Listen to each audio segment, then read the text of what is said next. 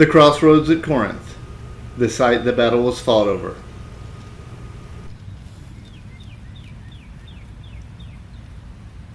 Okay, we're at the Civil War Interpretive Center in Corinth. I don't know how much of this I'm going to shoot, but we just found something that looks really cool. They have art, y'all. So that's a Civil War kepi cap. Looks like it's made out of bronze. It's miney balls and twigs, like in the mud, I guess. The cartridge box. And there's the little thing that you bite. There's a footprint and more miney balls. And a train. Oh no!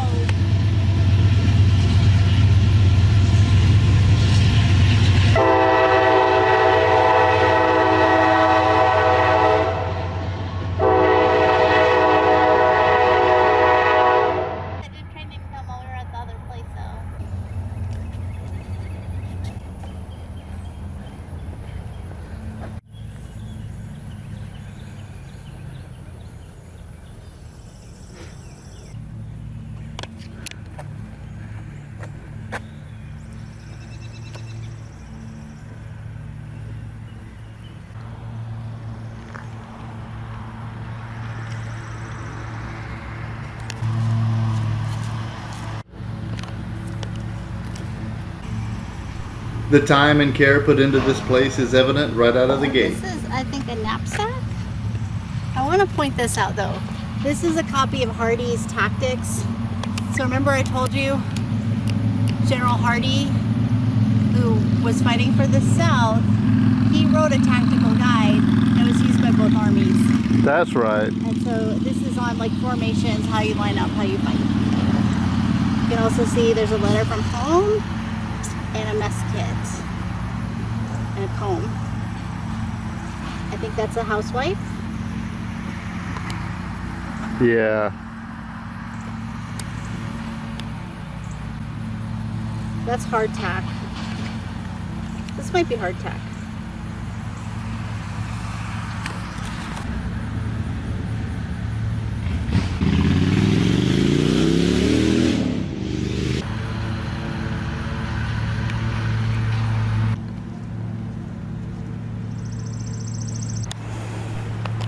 Building is open with rules for Plague World.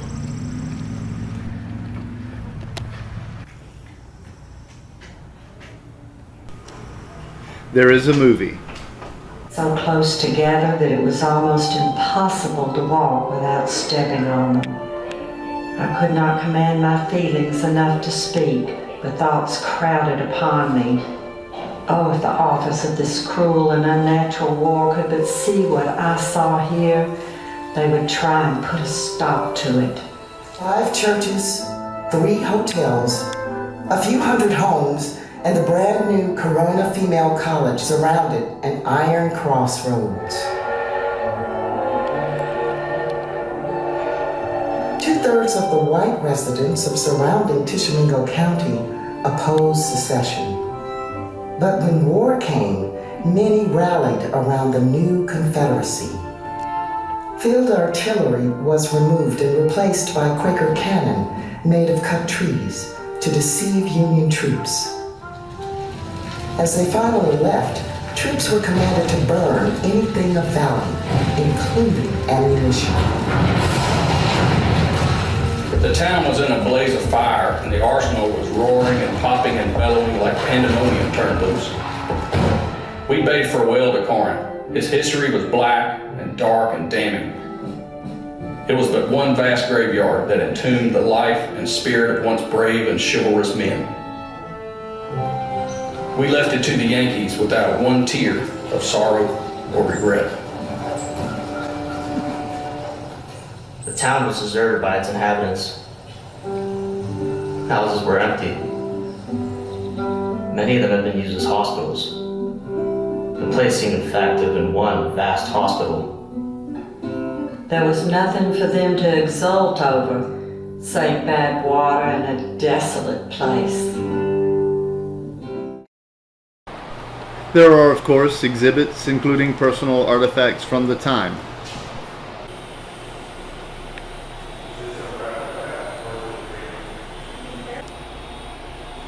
These men were more than just soldiers in an unfortunate war. There are a million nuances.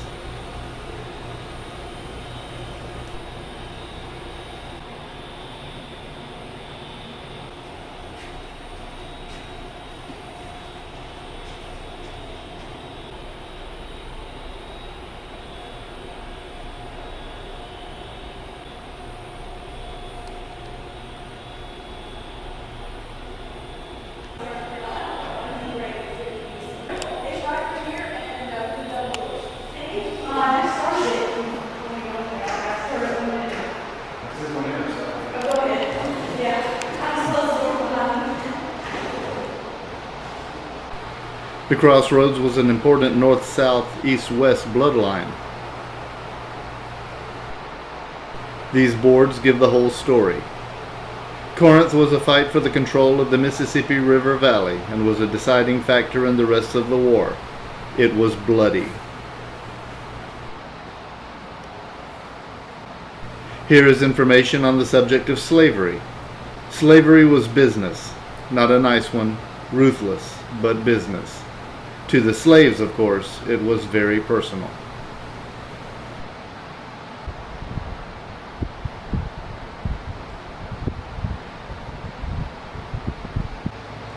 The battles of Corinth and Shiloh were extremely faceted, and I won't attempt to cover much detail, as I'm pretty sure it's been covered on history shows. But I do want to show you an overview and what these places offer in terms of learning with feet on the ground.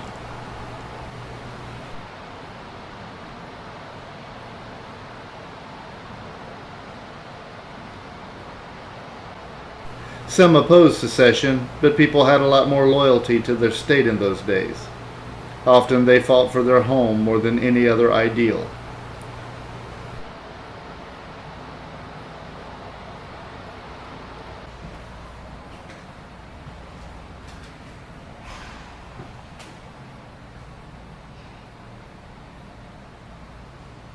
This was, at the time, the Western Theater, a terrible struggle.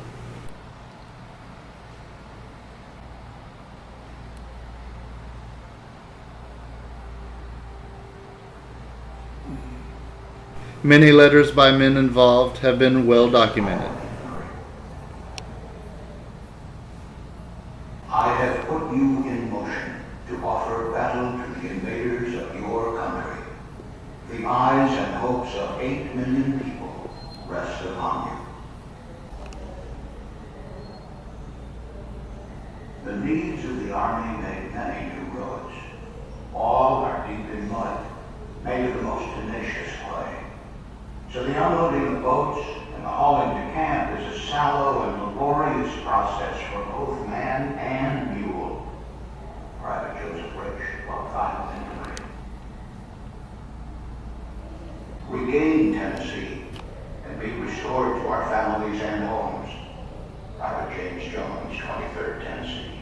There were many great men on both sides of this conflict, and I say that unflinchingly and without reservation. I'd converse with most any of them if it were possible. On the main Corinth Road, Leander Stillwell, 61st Illinois. The country is heavily wooded and unsuited to travel, and the men generally unused to marching. The officers in the main know nothing of campaigning. Some of the ravines are deep, miry, and so densely choked with briars and brambles as to defy invasion by anything much larger than a rabbit. Our Army of the Mississippi. This is as beautiful a spring morning as I ever saw. The sun shines out in its splendor, grass growing, trees budding out, and little birds singing their sweet songs.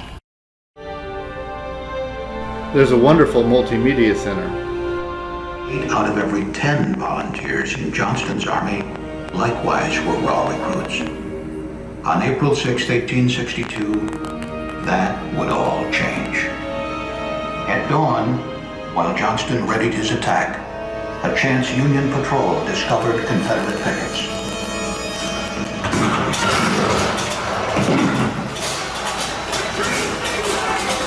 Johnston's army surged toward the unfortified Union camps. Startling Union generals hastily assembled lines of battle.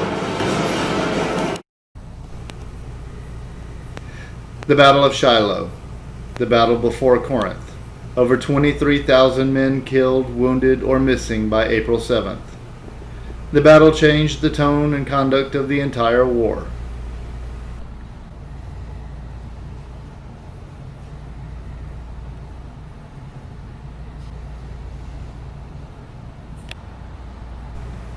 This war was terrible. It washed the country in blood and forever changed the entire nation.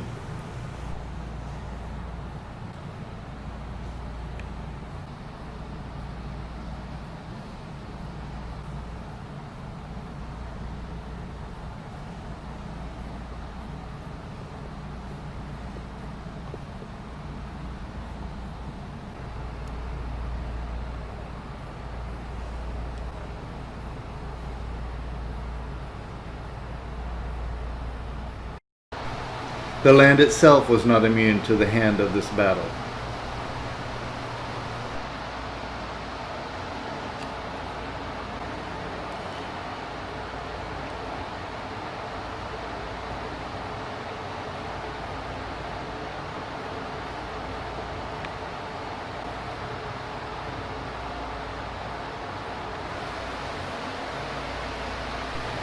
On to the last section before moving outside.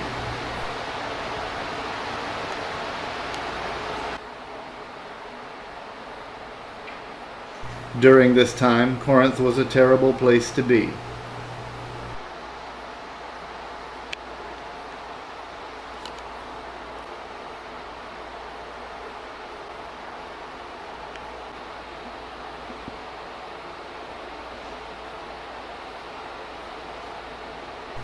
But there is always something to hold on to.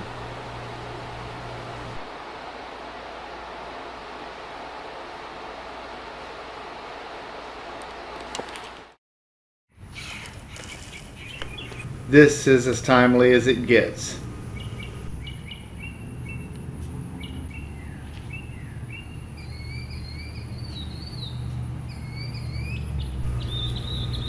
And this.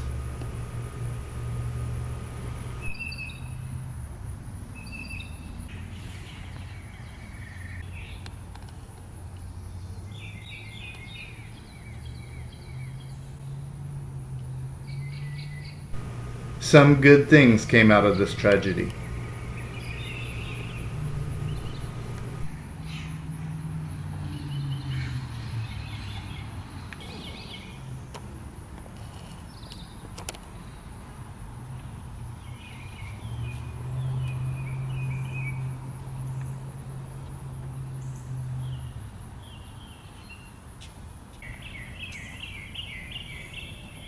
This is interesting. Look, that stone says Antietam, and if you go on the other side, it says Sharpsburg, because some of the battles had different names. Interesting. On looks there, that says Pittsburgh Landing on this side. That's what the North called it, and then it's Shiloh on the other side, because that's what the South. Oh. The blocks represent locations as identified from both sides. That's the second bull bronze. Very well done.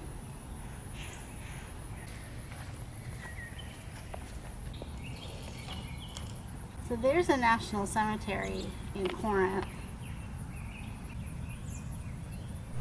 Out here is where battle actually took place.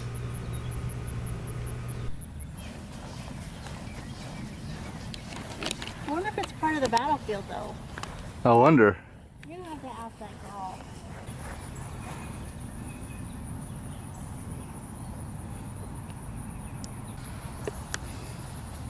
Unknown soldiers, men who died without a name.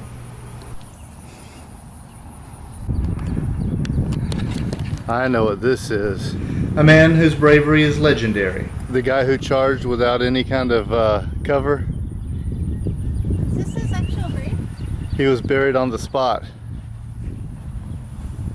Oh, so this is part of the Battlefield of Corinth. It is. Fell leading Moore's brigade.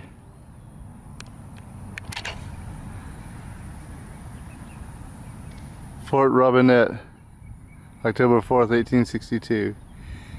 He was one of the bravest men that ever led a charge. Bury him with military honors. Major General W.S. Rosencrantz, commanding Army of Cumberland, USA. Directed by the Texas Division of the United Daughters of the Confederacy, the surviving members of the family, and admiring friends. August 15th, 1912. Wow. Colonel William Peleg Rogers dismounted, picked up the colors, and crossed the trench and was killed by multiple shots. Rogers was a Confederate. Rogers was a monument of a man. As far as I am aware, he is buried right here, where he fell.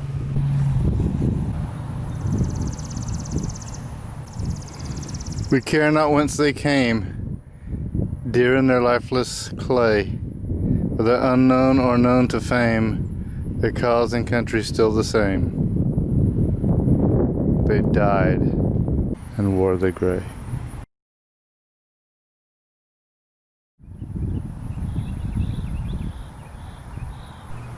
They thought the war would be a quick one.